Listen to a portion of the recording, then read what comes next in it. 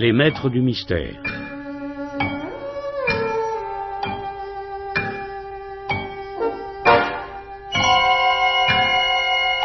Pierre Billard a choisi pour vous Ce sacré Léo de Fred Cassac, avec Jean-Claude Michel et Evelyne Selena.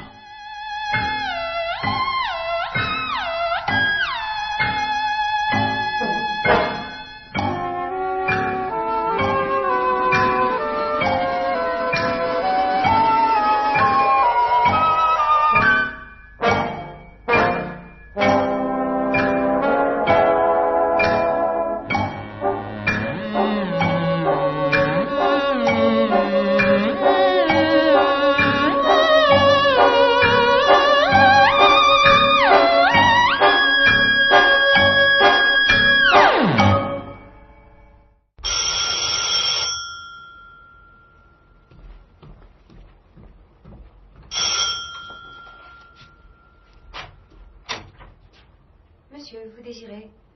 Bonsoir, Barbara. Pardon? Voyons, Barbara, vous ne me reconnaissez pas? Daniel. Daniel? Oh, mais oui, bien sûr. Daniel, excusez-moi, vous êtes à contre-jour. Non, c'est à moi de m'excuser. Venir ainsi sans prévenir. Mais je passais dans la région et je n'ai pu résister à l'envie de vous faire une petite visite. À Léo et à vous. C'est très gentil. Et comment avez-vous eu notre adresse? Par la concierge de votre ancien appartement à Paris. C'est elle qui m'a appris que vous étiez parti vous installer à la campagne. C'est une femme charmante. Oui, un peu bavarde, mais charmante. Alors, puisque je passais par ici, je me suis dit, je vais leur faire la surprise. Ça pourrait une surprise, c'est... Pas trop mauvaise, j'espère. Mais non, voyons, quelle idée. Voilà. Bon, ben, ne restons pas là. Sur le pas de la porte. Entrez. Oh, pas longtemps, je voulais juste... je voulais juste voir comment vous alliez. Vous voyez. Depuis tout ce temps. Vous voyez, je vais très bien. Et tant mieux.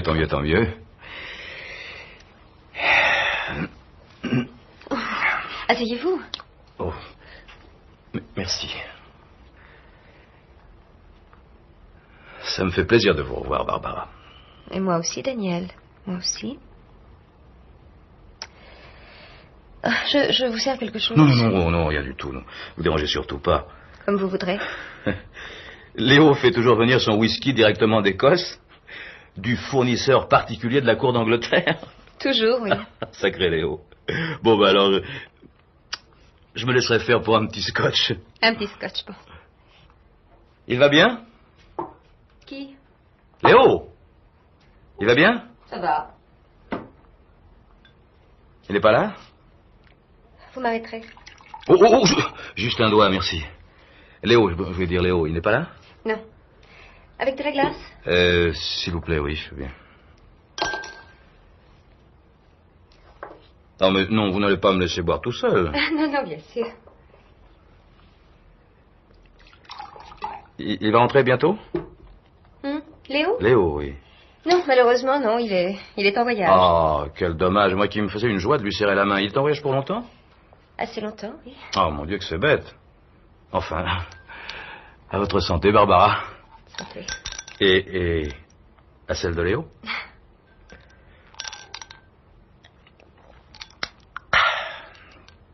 Décidément, il est délectable. Un peu rude au premier abord, avec un arrière-goût subtil et... je trouve encore meilleur que dans mon souvenir.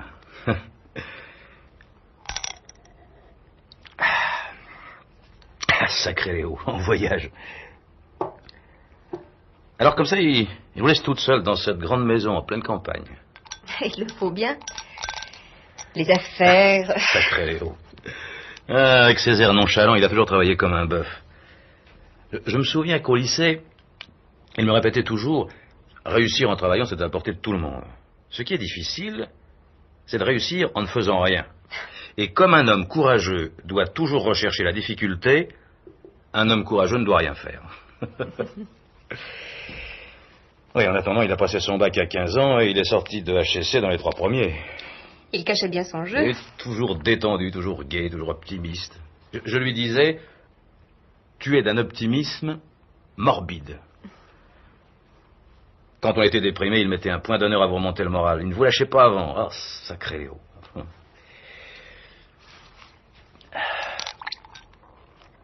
Dites-moi, vous êtes bien installé ici? C'est un ancien moulin. Ah oui, je me disais aussi, c'est très rustique, c'est... Un moulin Louis XIII. Rustique, mais majestueux. Ah, on savait construire en ce temps-là. On avait le sens de la grandeur, même dans les moulins. Vous avez de la place, hein, c'est... Oui, beaucoup. Puis alors vous êtes au calme, c'est isolé. Très. C'est pas un peu trop isolé? Le village n'est qu'à 10 kilomètres. Oui, à vol d'oiseau. Sacré Léo. Lui qui répétait toujours « J'aimerais mieux vivre dans un taudis à Paris que dans un palais à la campagne ». Ben voilà, il se retrouve dans un moulin Louis XIII. Cigarette? Non, merci, surtout pas. C'est bien ça, vous avez cessé de fumer? Et je vous demande de ne pas fumer non plus. Oui, c'est ce que me demande aussi mon médecin. Excusez-moi, mais je ne peux plus supporter la fumée du tabac.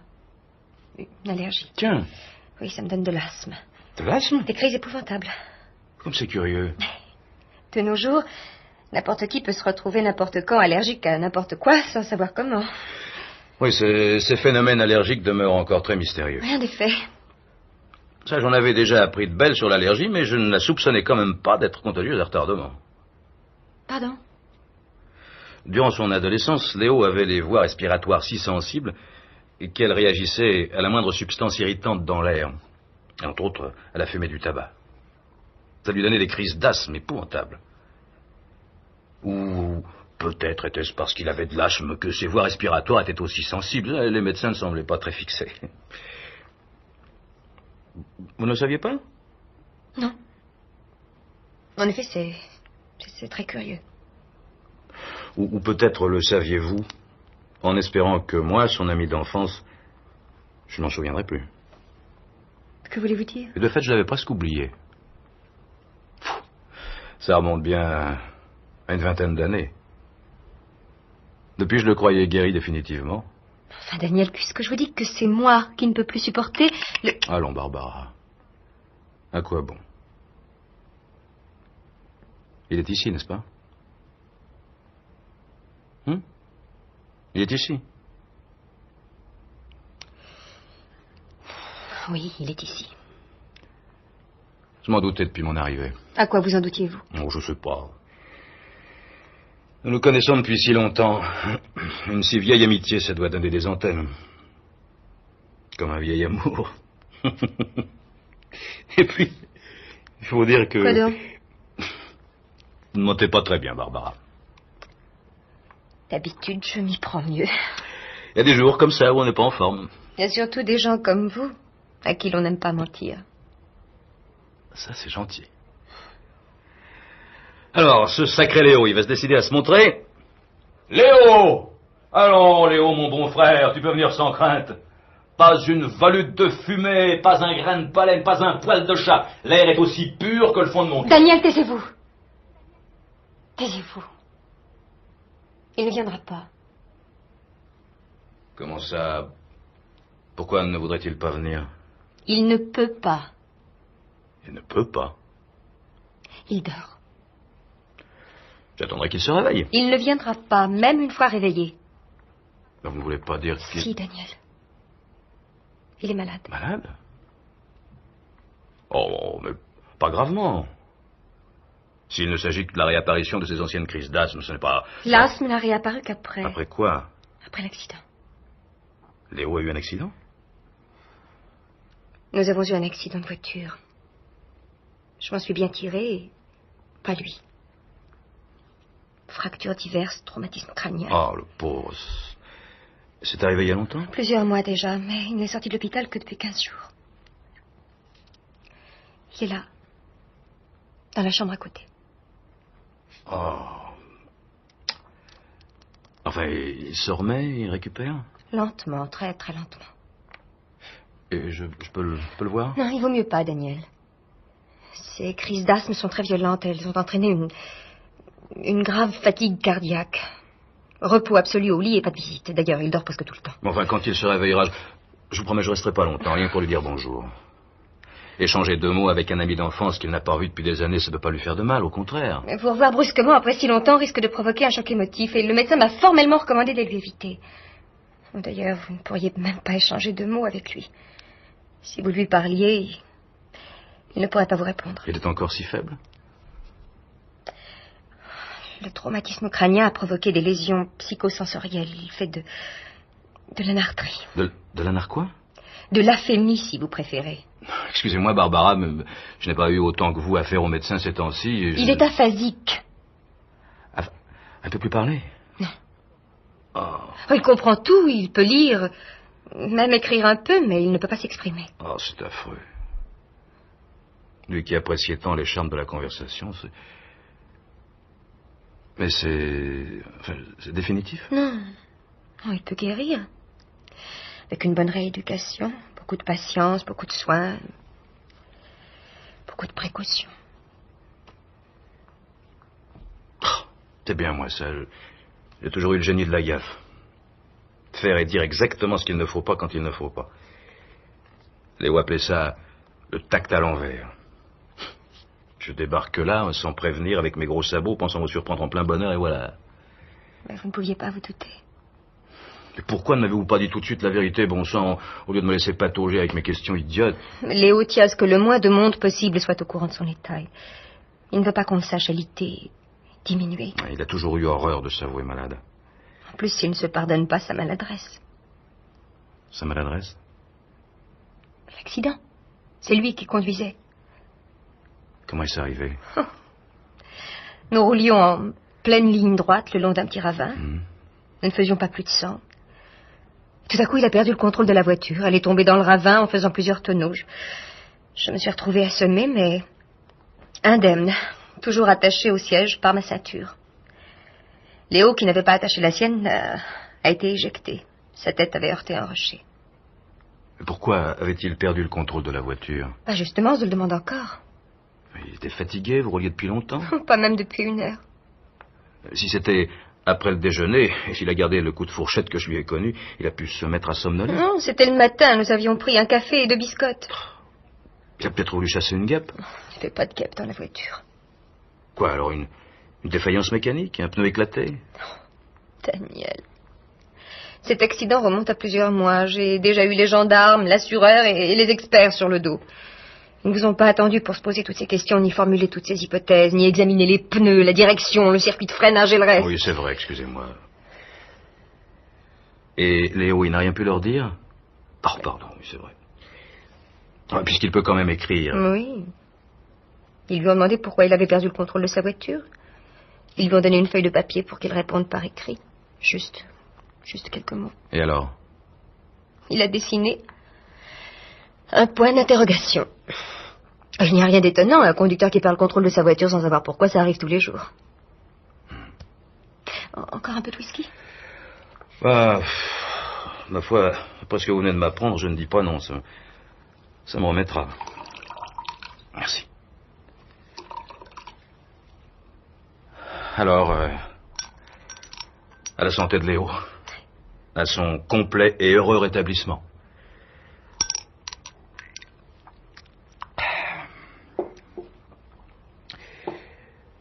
Vous ne pouvez pas savoir ce que ça me fait de le savoir là, dans la pièce à côté, couché dans un lit, sans savoir parler. C'est que Léo et moi, ce n'est pas rien, vous savez. Je sais. Une amitié d'un quart de siècle, ça crée des liens. On avait 6 ans quand on s'est connus, en entrant au lycée. Nous avons fait toutes nos études ensemble. Les siennes, très brillantes, les miennes, un peu moins. Lui, il est entré à la filiale française de la Compagnie internationale d'électronique. Et dès qu'il a pu, il m'y a fait entrer aussi. Comme chef du service des relations publiques. Un bienfait n'est jamais perdu, il a été royalement récompensé de celui-là. Par vous? Involontairement, oui. S'il ne m'avait pas fait obtenir ce poste, je ne vous aurais pas engagé comme secrétaire. Si je ne vous avais pas engagé, il ne vous aurait pas connu, et s'il ne vous avait pas connu, il ne vous aurait pas épousé. Vous oubliez une étape. Après avoir fait ma connaissance, il m'a prise, lui, comme secrétaire. Seulement après mon départ pour un stage de recyclage aux États-Unis. Je lui avais demandé de veiller sur vous. Comme d'habitude, il a tenu sa promesse. Comme d'habitude. Il était plus intéressant pour vous de devenir sa secrétaire que de rester celle de mon remplaçant. Et il était plus intéressant de devenir sa femme que de rester sa secrétaire, n'est-ce pas? Non, c'est pas ce que j'ai voulu dire. Vous ne l'avez jamais pensé? Quand j'ai reçu à New York la lettre où vous m'annonciez que vous l'épousiez, ça m'a fait un choc. Mais je n'ai jamais pensé que vous l'épousiez par intérêt. Et j'ai été heureux. Pour vous et pour lui. Sincèrement? Sincèrement. Franchement, sincèrement. Vous en doutez? Parce que je vous avais fait un petit peu la cour avant mon départ? Parce que vous m'aviez demandé un petit peu en mariage. J'ai dit que j'avais été heureux. Pour vous et pour Léo, je n'ai pas parlé de moi. Respectez le mur de ma vie privée. Vous ne m'en avez pas voulu. J'ai eu très froid, Barbara. J'ai eu l'impression que ma vie perdait sa raison d'être. Je suis d'ailleurs pas très sûr qu'elle l'ait retrouvée. Mais je ne vous en ai pas voulu. Saint Daniel. Non, je ne pouvais pas vous en vouloir de tomber amoureuse d'un homme tel que Léo. Si vous m'aviez préféré un playboy visqueux ou un solennel imbécile, je me serais révolté, mais Léo... Par l'intelligence et par le caractère, il me valait 100 fois. Il vous méritait 100 fois plus que moi et surtout, 100 fois plus que moi, il pouvait vous rendre heureuse. Vous avez toujours manqué de confiance en vous, Daniel. Et je n'ai jamais été le seul à ne pas me faire confiance. 3 mois après mon retour aux États-Unis, le PDG m'a retiré mon poste. Il faut croire qu'on m'avait recyclé de travers. Léo a quand même pu obtenir qu'on me donne une nouvelle chance dans une succursale de la compagnie, à Rouen. Ça n'a pas marché non plus. Pourquoi? Je n'ai très bien compris. Je crois que le PDG ne voulait décidément plus entendre parler de moi. Et je me suis retrouvé sur le sable. C'est encore Léo qui m'a dépanné. Oui, il m'a trouvé une situation de promoteur des ventes dans une société lyonnaise dont il connaissait le directeur, vous vous souvenez? Je venais vous voir à Paris, Léo et vous, 3 ou 4 fois par mois. Et puis on vous a moins vu? Des ennuis. Quel genre d'ennuis? Le directeur s'est fourré dans la tête que je voulais lui prendre sa place, que l'un de nous deux était de trop, et que ce n'était pas lui, alors je suis parti. Décidément. Vous voyez à quoi vous avez échappé? Avec moi, vous auriez fait plus souvent vos valises que du lèche-vitrine. Et après, nous vous avons perdu de vue à peu près complètement. Je vais me retrouver sur le sable, une fois de plus. Une fois de plus, Léo est arrivé, comme Zorro. Avec mon curriculum vitae baladeur, j'étais pas facile à caser. Il a quand même fini par me pistonner auprès d'une fabrique de parapluies, à Aurillac. J'y suis toujours. Enfin, j'y suis encore. Et depuis, on ne vous voit plus du tout. C'est que le parapluie, c'est très absorbant. Et Aurillac, c'est pas direct. Évidemment. Mais c'est pour vous dire, chaque fois que j'ai eu besoin d'un coup de main, Léo a été présent, fidèle, avec une gentillesse, une simplicité, une patience. Et tout ça sans se vanter, même auprès de vous. Vous n'étiez même pas au courant de tout ce qu'il a fait pour moi. Vous en avez très peu parlé. Très peu. Une telle discrétion, une telle délicatesse. Sacré Léo. Et le savoir dans cet état. Un être toujours si plein de vie, de gaieté, de fantaisie. N'est-ce pas? Oui. Je me souviens quand nous étions étudiants, il portait la barbe. Alors là, vraiment, la belle barbe. Quand on se baladait le soir au quartier latin, chaque fois qu'il apercevait une fille qui lui plaisait, il me faisait crier « Embrassez le barbu !» Et moi, je criais « Embrassez le barbu !» jusqu'à ce que la fille finisse par l'embrasser. Souvent, il partait avec elle en me faisant un petit signe d'au revoir. Et jamais il ne manquait de me téléphoner après pour me raconter comment ça avait marché. En général, ça avait bien marché. J'étais content pour lui. Ah, on peut dire qu'on en a passé des bons moments ensemble. Ils étaient si drôles, si spirituels, avec un tel sens de l'humour. Il avait une sorte de génie pour donner des surnoms à tous ceux qu'il connaissait, des surnoms qui les peignaient d'un trait impitoyable. Oui. C'est une habitude qu'il a conservée. Moi, il ne m'a jamais donné de surnom. Il disait qu'il ne ferait pas ça à son plus vieil ami. C'est vrai. Pour lui, vous êtes simplement le pauvre vieux. Le pauvre vieux? Sans plus. Quand il parle d'un pauvre vieux, sans autre précision, Tout le monde sait qu'il s'agit de vous. Ah bon? Et vous vous souvenez comme il a la dent dure, parfois. Oh, je n'ai jamais entendu dire du mal de vous, au contraire. Ah bon? Oh, mais il parle toujours de vous comme d'un gentil garçon, sans une once de méchanceté. Ça, c'est gentil. Il dit que vous avez conservé une fraîcheur d'âme émouvante. Sacré Léo. Que vous êtes le dernier vestige de l'innocence intégrale. Oh. L'ultime spécimen de la candeur chimiquement pure. La race est éteinte, le moule est cassé. Il exagère. Il me l'a souvent répété. Des moules comme lui, on n'en fait plus. Oh. Oh, vous le connaissez, il n'a jamais résisté à un mauvais bon mot, même sur sa propre mère. Sous son air sérieux, quel farceur. Il adorait faire des blagues. Des blagues sanglantes, mais impayables. Et après, il en riait de si bon cœur qu'on était incapable de lui en vouloir. Il vous a jamais raconté celle qu'il m'avait faite? À moi? Oh, évidemment, ça remonte déjà une dizaine d'années, mais rien que d'y penser. Oh, il vous en a fait plus récente. Ah bon? Je m'en souviens pas, moi. La plus impayable, c'est quand il vous a fait expédier pour 1 an aux États-Unis. Qu'est-ce que vous dites? Eh oui. Lui m'a... Comment? Il avait assez d'influence sur le président pour le convaincre que cela vous ferait le plus grand bien. Et pourquoi? Quel besoin avait-il de me faire envoyer là-bas? Oh, allons, Daniel. Vous ne devinez vraiment pas. À cause de vous? Quand vous m'avez présenté à lui, je lui ai fait une impression très vive. Et quand, un peu plus tard, vous lui avez confié les sentiments que je vous inspirais, ainsi que vos projets matrimoniaux, il a éprouvé comme une sorte de déception. De déception? Une fille comme moi avec un garçon comme vous, c'était plus qu'une erreur, c'était du gâchis. Barbara. Selon ses propres termes. Alors il vous a envoyé vous faire recycler. Et il en rit encore. Vraiment? Mais moins que de la manière dont il vous a fait muter à Rouen. Ah, parce que Rouen aussi, c'est... Après m'avoir épousé, il ne tenait guère à voir l'ancien soupirant de sa femme dans les parages. Farceur, mais jaloux. Il n'en donnait pas l'impression. Quand je venais vous rendre visite à tous les deux, il était toujours charmant. Et même une fois à Rouen, j'ai continué à venir vous voir souvent. Justement, il a estimé que c'était encore un peu trop souvent. Ah bon? C'est pourquoi il vous a fait virer. Virer? Il n'a pas eu grand mal à convaincre le président que votre stage aux États-Unis n'avait peut-être pas donné tous les résultats escomptés, que vos résultats à la succursale de Rouen n'étaient peut-être pas aussi satisfaisants qu'on aurait pu s'y attendre, et qu'enfin, bref, la compagnie avait peut-être perdu suffisamment d'argent comme ça avec vous. Barbara, mais c'est lui qui m'a aidé à retrouver une situation. À Lyon, 459 kilomètres de Paris. Liaison facile par le rail et la route. Enfin, il faut le temps.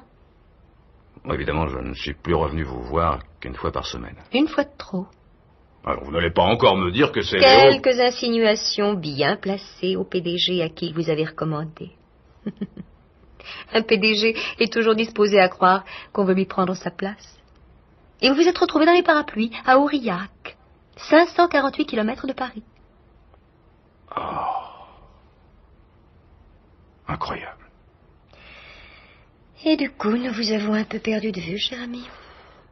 Je ne voudrais pas vous inquiéter, mais si vous recommencez à venir nous voir, je parie que vous vous retrouverez d'ici peu à Perpignan dans les fruits et légumes, ou au fin fond des Pyrénées dans l'élevage du mouton.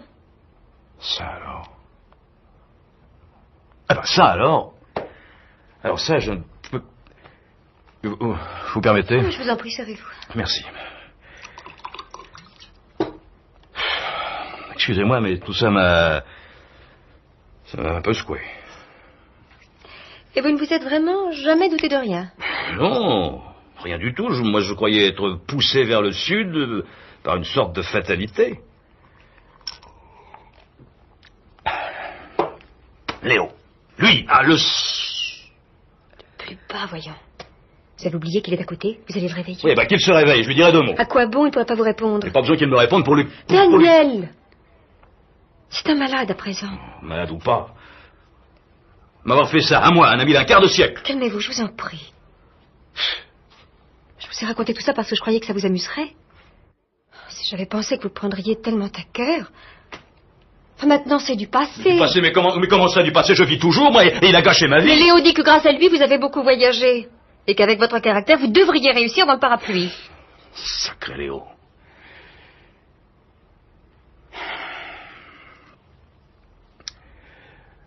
Au fond, quand j'y pense, tout ça ne me surprend pas tellement de sa part, finalement. Ah non? Non. Oui, il était mon meilleur ami. Il me fascinait, oui, je l'admirais. Et en même temps, obscurément... Obscurément? Je sentais que toutes les qualités que j'admirais tant chez lui, et même son amitié, n'étaient que...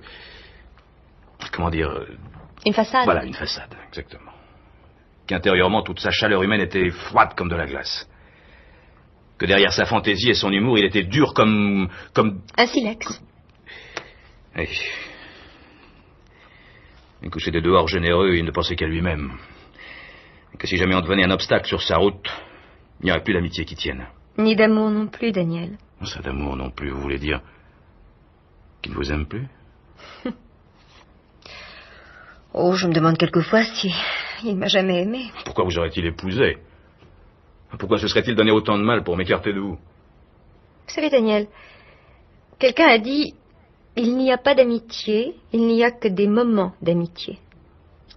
En amour, c'est un peu la même chose. Il n'y a pas d'amour, il n'y a que des preuves d'amour. Et la jalousie n'est pas une preuve d'amour convaincante. Jaloux? S'il ne l'était pas, vous seriez encore dans l'électronique. Et non dans les parapluies. Non, en ce qui me concerne, ça peut s'expliquer après nos presque fiançailles entre vous et moi. En ce qui vous concerne, à la rigueur. Mais pas en ce qui concerne tous les autres.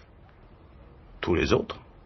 Tout homme à qui je pouvais avoir affaire, de près ou de loin, sans aucune exception, et sans distinction d'âge. Il m'a d'abord interdit de continuer à travailler. Il me voulait exclusivement femme d'intérieur. Mais une femme d'intérieur est parfois amenée à se rendre à l'extérieur. Et à l'extérieur, on peut être amené à rencontrer des hommes. Alors si je voulais éviter les scènes, j'avais donc intérêt à rester confinée dans notre appartement. Je me contentais d'inviter de temps en temps des couples amis. Mais un couple se compose généralement d'une femme et d'un homme. Plus d'invitations. Et dans un appartement à Paris, on a des locataires avec qui l'on peut être amené à échanger quelques mots. Et parmi ces colocataires, il y a des femmes et des hommes.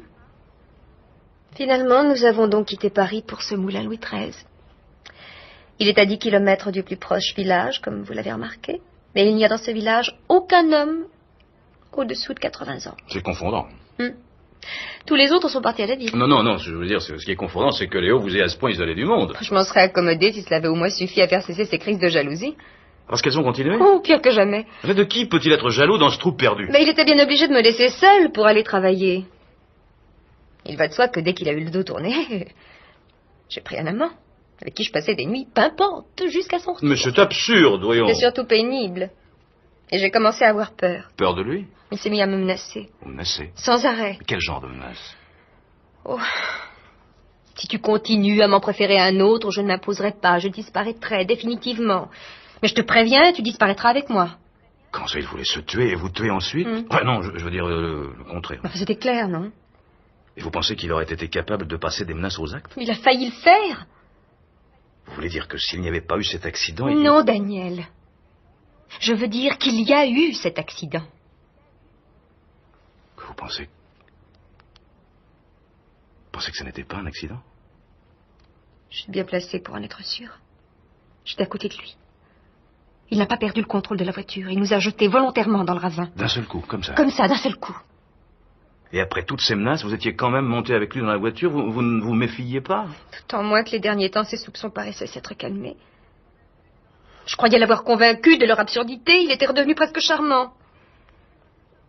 Oh, j'aurais pourtant dû savoir que plus il était charmant, plus il fallait s'en méfier. Et pourtant, vous ne vous êtes pas disputé dans la voiture? Pas du tout. Il me faisait admirer le paysage. Il n'a pas agi, je sais pas moi, dans un moment de colère? Absolument pas. C'était prémédité? Froidement. Enfin, Dieu merci, il n'a réussi ni à vous tuer, ni à mourir. Si vous voulez mon avis, il n'avait nullement l'intention de mourir. La preuve, il n'avait pas attaché sa ceinture, lui qui n'y manquait jamais. Il comptait sauter de la voiture, une décapotable, juste avant qu'elle ne quitte la route. Il n'en a pas eu le temps. Et il s'est produit le contraire de ce qu'il espérait. Il s'est grièvement blessé en s'éjectant, pendant que la ceinture me maintenait indemne sur mon siège. Si vous ne croyez pas à la justice immanente après ça... Mais enfin, pourquoi n'avez-vous rien dit? Mais à qui? Aux gendarmes. À quoi bon? Léo est assez puni comme ça. Il va rester infirme pour la vie. Vous m'aviez dit qu'il pouvait guérir. Oh, retrouver l'usage de la parole, oui. L'usage de ses jambes, sûrement pas. De plus, il est terriblement diminué par des crises d'asthme épouvantables. Lui qui se vantait si souvent de sa santé de fer, de ses nerfs d'acier, de sa résistance physique. Le voilà à la merci du moindre choc émotif. Et se savoir aux 3/4 impotent, condamné à un repos quasi complet, lui qui était si actif. Et si vivace. Si plein d'énergie et de gaieté. Toujours prêt à faire des blagues aux copains. Oh, il doit endurer une torture morale atroce. Un véritable calvaire. Encore un peu de whisky. Oh, écoutez, c'est pas de refus. Merci, je veux. Merci.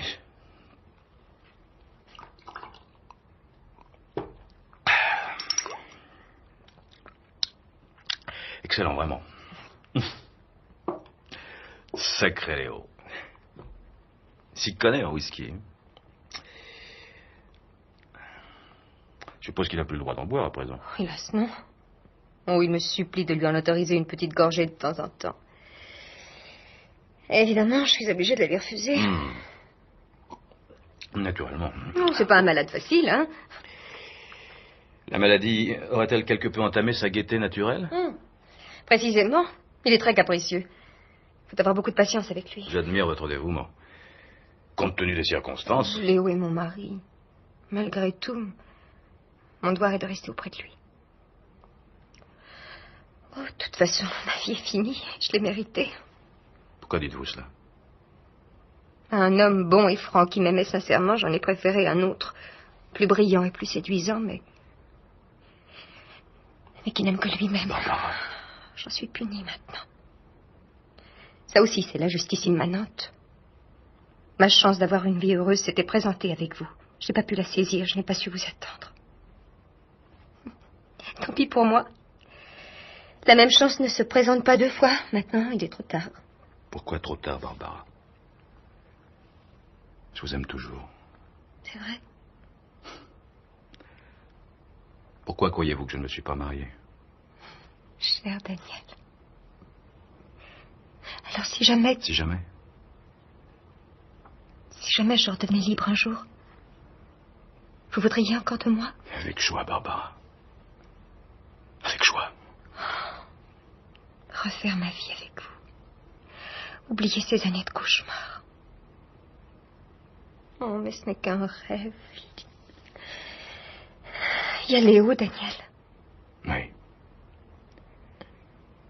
Il y a Léo. Et tant qu'il y aura Léo... Évidemment.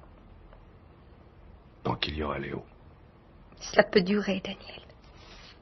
Durer 5 ans, 10 ans, 15 ans, même davantage. Quand je serai libre, je ne serai sans doute plus qu'une femme vieillissante. Plutôt, une femme déjà vieille avant l'âge. Aurez-vous la patience de m'attendre? Et voudrez-vous encore de moi? Encore et toujours, Barbara.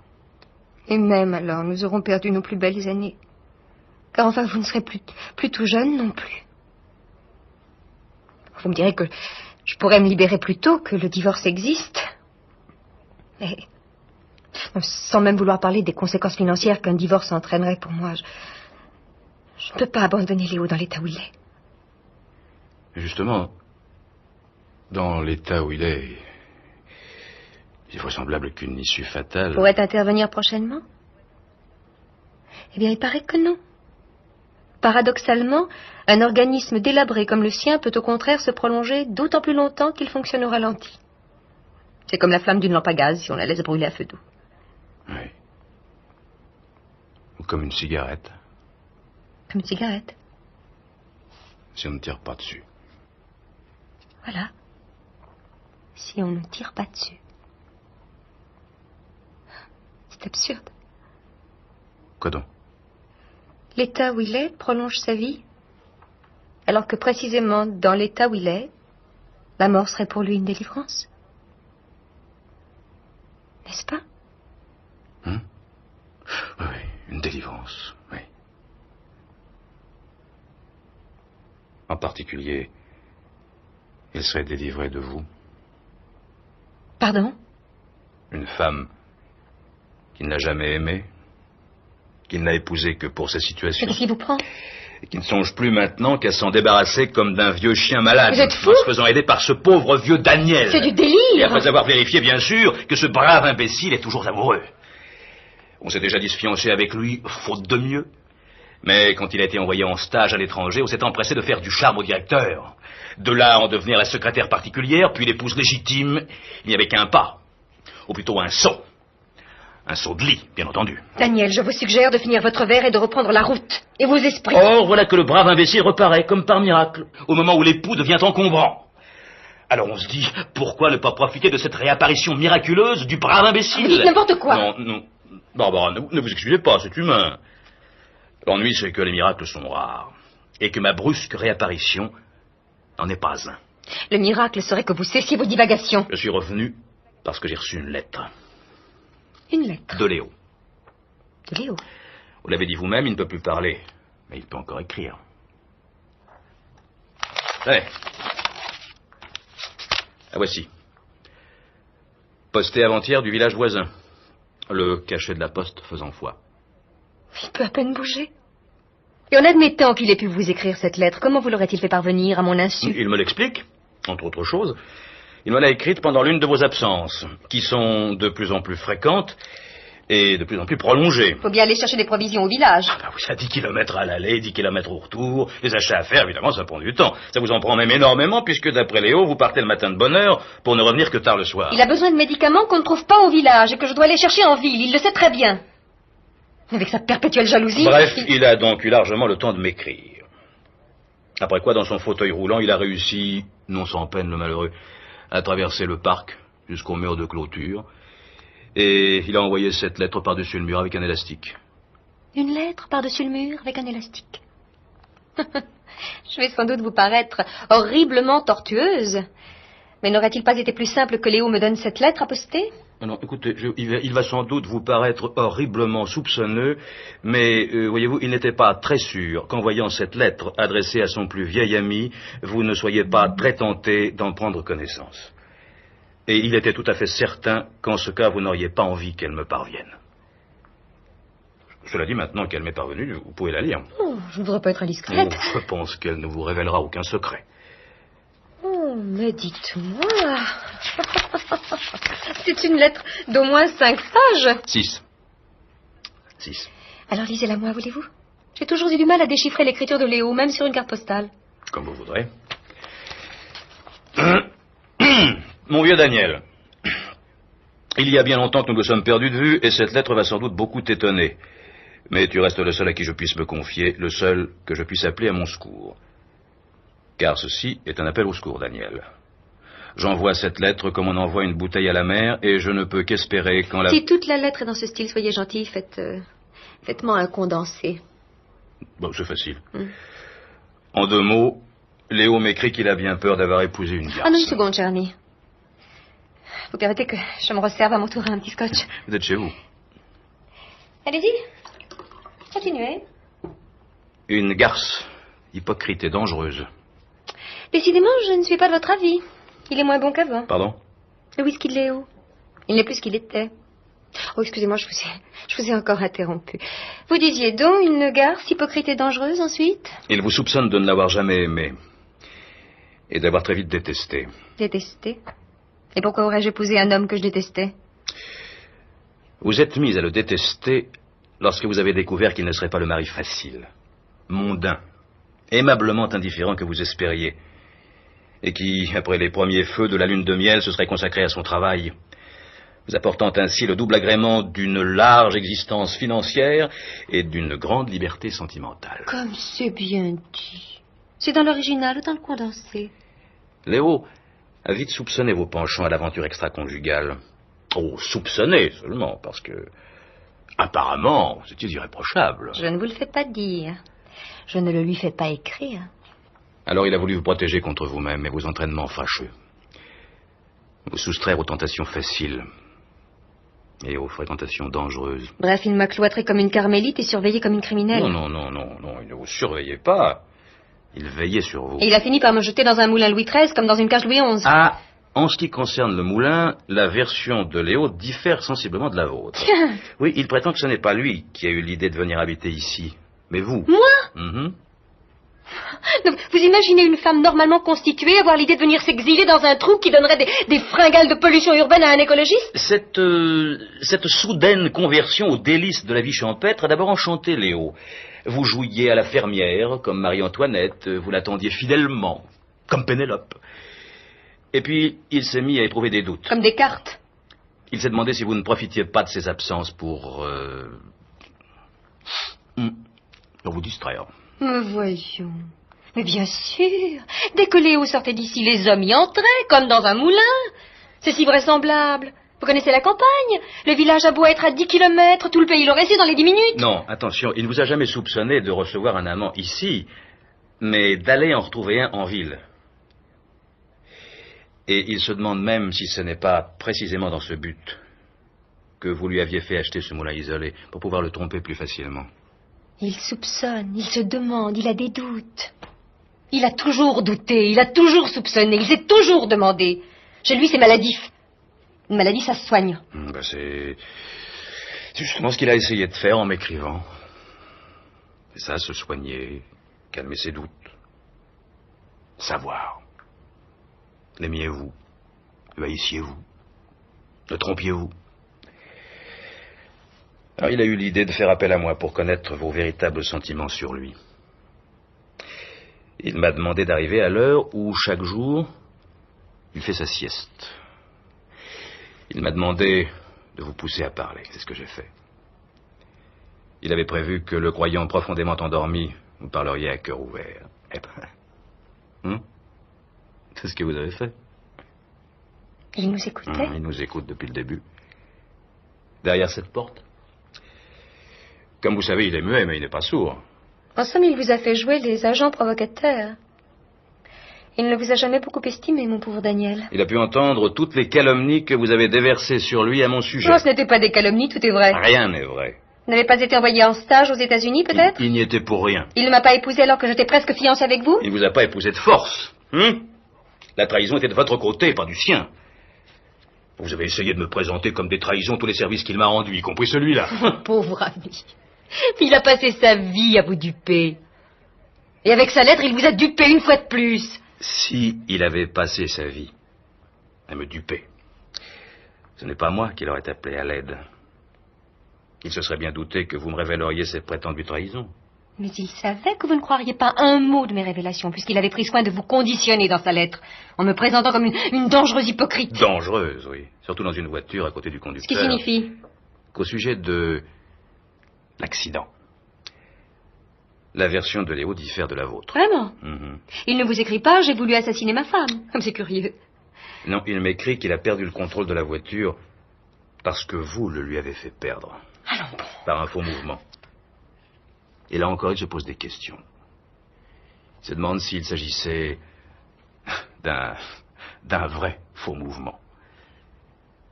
Il se demande si vous n'avez pas profité de ce qu'il avait négligé d'attacher sa ceinture. Il se demande si vous n'avez pas un tout petit peu aidé à se faire éjecter de la décapotable au moment où elle dévalait la pente. Au risque de m'écraser moi-même dans le ravin? Oh, un risque calculé et finalement limité. Un ravin peu profond, une pente peu abrupte. Solidement maintenue par sa ceinture, une conductrice expérimentée comme vous pouvait garder un certain contrôle du véhicule. Un garçon intelligent, comme vous, pourrait garder un certain contrôle de son imagination. Non, il ne s'agit pas de moi, mais de Léo. Pourquoi n'a-t-il pas donné cette intéressante version aux gendarmes au lieu de leur gribouiller des points d'interrogation? Bien, il ne voulait pas vous accuser sans certitude. Oh, c'est bien aimable à lui. Mais il me dénonce à vous. Parce qu'il a peur. Peur? De moi? Mettez-vous à sa place. Vivre infirme et malade auprès d'une femme qui a peut-être tenté de le tuer, il se sent, il se sent vulnérable. D'autant plus qu'il a l'impression que vous le maintenez dans l'isolement le plus complet, que vous éloignez les visiteurs. Comme vous avez essayé de m'éloigner moi-même à mon arrivée. Et puis, il y a vos absences, de plus en plus fréquentes, de plus en plus prolongées. Il craint de n'être plus pour vous qu'un poids mort. De plus en plus mort. Je le soigne avec dévouement. Oui, mais et avec le sourire, il le reconnaît. Mais il se demandait ce qui se cachait derrière ce sourire. La tendresse ou le remords? L'espoir de son établissement ou de sa fin? C'est aussi pourquoi il a fait appel à moi. À moi, un homme qui vous avait aimé.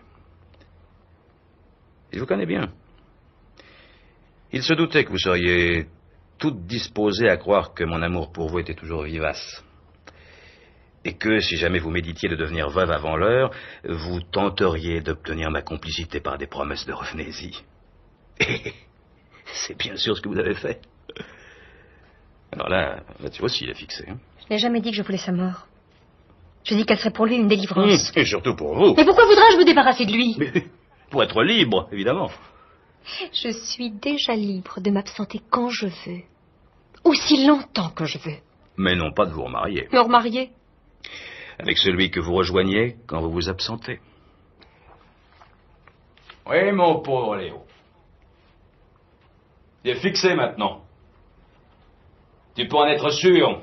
Tu n'étais pas le jouet d'un caractère maladivement soupçonneux. Ta femme a un amant. N'est-ce pas, Barbara? Dites-le lui. Il ne croit pas ce que je lui dis. Mais vous, Daniel, il vous croira. N'est-ce pas, Léo? Que tu croiras ton vieil ami d'enfance? Alors écoute-le bien. Oui, Léo. Ta femme a un amant. Le même depuis longtemps. Il a l'air très renseigné, ton ami Daniel. Tu as bien fait de t'adresser à lui. Oh oui, Léo. Oh, Léo. Tu n'aurais pas pu faire appel à quelqu'un de plus compétent. Je peux même te dire depuis quand ta femme a un amant.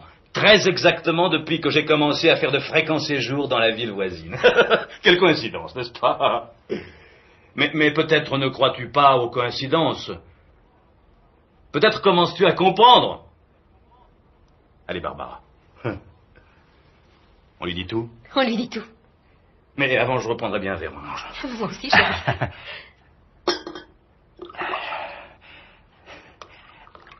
Un glaçon.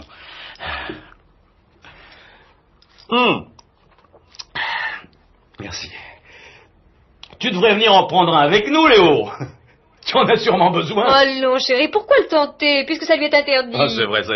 Et les chocs émotifs aussi. Pénible d'avoir à lui infliger celui-là, mais il l'a un peu cherché. Sacré Léo. Avoue que c'est joli, ça, hein, le cocu qui appelle au secours l'amant de sa femme. Rien de plus piquant qu'une situation de boulevard dans un moulin Louis XIII. Ta lettre m'a beaucoup amusé quand je l'ai reçue. Naturellement, je me suis empressé de la faire lire à Barbara. Et nous en avons bien ri tous les deux. M'appeler à ton secours, moi, après tout ce que tu m'avais fait.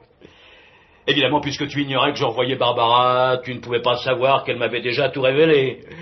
Comment tu as réussi à me la prendre, à m'éloigner d'elle. Et maintenant, tu te souvenais de moi pour me demander mon aide. Et mon aide contre elle. Tu craignais que je t'en veuille un peu, n'est-ce pas, Léo, depuis l'accident? Parce que c'est bel et bien toi qui avais voulu me tuer. Alors nous avons décidé, Barbara et moi, que tu méritais vraiment une petite leçon. Je suis donc venu ici, je suis entré dans ton jeu. Je lui ai donné la réplique. Et nous avons joué cette petite comédie que tu apprécies, j'espère. Et qui devrait te faire passer pour un temps l'envie d'écouter aux portes. Mais maintenant, Léo, la comédie est finie. Et voici ce que nous avons à te dire. Nous aimons, Barbara et moi. Et nous continuerons à nous voir sans que tu puisses nous en empêcher. Jusqu'à ce qu'elle soit libre. Non, n'aie pas peur, nous ne sommes pas des assassins, nous, non. Non, nous attendrons ta disparition patiemment. Le temps qu'il faudra. Léo! À la tienne! À la tienne, Léo! C'est bizarre qu'il ne se manifeste pas. Il ne peut rien dire, mais il n'en pense pas moins. Je serais curieuse de voir sa tête. Moi aussi. Eh ben, à voir.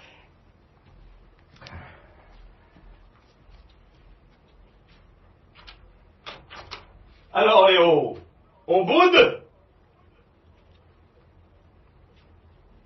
Oh, nom de Dieu. Il n'est pas là? Il n'écoutait pas? Si, mais... Eh ben quoi? Je crois qu'il est mort. Mort? Dans son fauteuil. Regarde. Non, je m'entends pas. Mais mort de quoi, mon amour? Apparemment, mon ange, on dirait une crise cardiaque. Une crise cardiaque? Mais comment a-t-il pu avoir une crise cardiaque, chérie? Je me le demande, ça. C'est une espèce de choc émotif, peut-être. Crois-tu? Oh, il est vrai que dans son état, tout était possible. Pauvre Léo. Alors, Daniel, je suis libre. Tu es libre, Barbara. Libre de t'épouser, mon amour. Oh, mon amour, mon amour. Attends. Il y a un papier sur les genoux de Léo. Un papier? Oui. C'est une lettre. Encore une lettre? Décidément, hein. Ça devient une manie. Ah, mais cette fois, c'est à toi qu'elle est adressée. Non? Qu'est-ce qu'il a encore inventé? Bon, là, je peux te la lire in extenso. Elle a l'air assez courte. Ouais, vas-y. Ma chère Barbara, j'ai acquis la certitude que tu me trompais, et c'est une certitude que je ne puis supporter. T'imaginer dans les bras d'un autre est une torture morale de tous les instants. J'ai donc décidé de mettre fin à mes jours. Il s'est tué. J'avais compris. Bravo pour la crise cardiaque. Je suis pas médecin, moi. Et il s'est tué comment? Justement, il en parle. Attends. Je possède bien un revolver, mais je n'ai jamais beaucoup aimé les armes à feu. Et avec mes mains qui tremblent, je serais capable de me rater, de m'estropier encore un peu plus. J'ai préféré m'empoisonner. Mais le poison qui m'aura vraiment tué Barbara, ce n'est pas celui que je viens d'absorber, c'est toi. Oh. Pas très élégant, ça, comme mot de la fin. Attends, c'est pas encore tout à fait fini. Pas encore. Il y a un post-scriptum. Une petite précision que j'oubliais. Je savais donc que tu me trompais, Barbara, mais je savais aussi avec qui. C'est pourquoi j'ai écrit cet appel au secours à Daniel. J'avais prévu qu'il trouverait la situation si cocasse qu'il ne résisterait pas au malin plaisir de répondre à mon appel. Excuse-moi, Daniel, c'était la seule façon de t'attirer ici sans méfiance. T'attirer ici? Pourquoi faire? Une dernière petite précision, j'ai voulu mourir sur une bonne impression. Et ce poison que j'ai absorbé, je l'avais mélangé à la bouteille de whisky. Celui que tu apprécies tant, Daniel. Celui que vous avez commencé à boire, Barbara et toi. Moi, j'ai bu avant votre arrivée. Je suppose donc que je serais mort plus tôt. Si mes calculs sont exacts, et en général ils le sont, n'est-ce pas, Daniel? Vous me suivrez au plus tard dans 10 minutes. 10 minutes, un quart d'heure. Daniel, Inutile d'appeler un médecin. J'ai coupé le téléphone. Ce n'est qu'un mauvais moment à passer. Vous allez voir, ça ne fait pas très mal. Enfin, pas trop. À bientôt, vous deux. Oh, Daniel, je me sens pas